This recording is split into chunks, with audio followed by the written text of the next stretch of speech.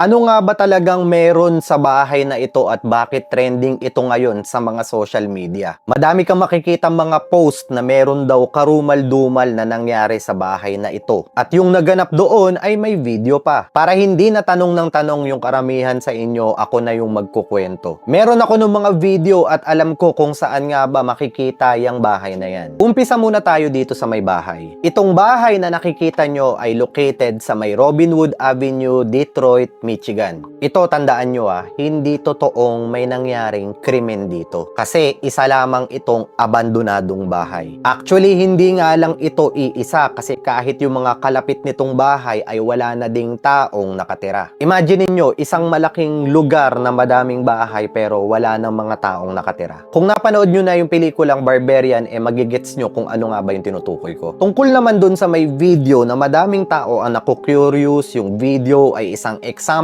ng Mexican cartel video. Kung napanood nyo na yung Funky Town at saka yung Guerrero Flaying, parang ganun lang din yun. Sa Mexico kasi, itong mga tinatawag na cartel ay mga organizations na involved sa mga illegal activities. Ginagawa nila itong mga Mexican cartel videos para i-display yung kanilang power o di naman kaya ay gamiting pang-threaten sa mga kalaban din nilang grupo. Usually, ang laman ng mga Mexican cartel videos, pinapakita nila yung isang tao na pinapahirapan nila. Basta, sobrang hirap nito panoorin at sobrang hirap nito sikmurahin. So, ang bottom line ng kwentong ito, yung picture ng bahay at yung video ay hindi connected. Huwag kayo basta-basta nagpapapaniwala sa mga post na nakikita nyo at huwag nyo na ding hilingin pang panoorin yung video dahil for sure, masusuka kayo dito.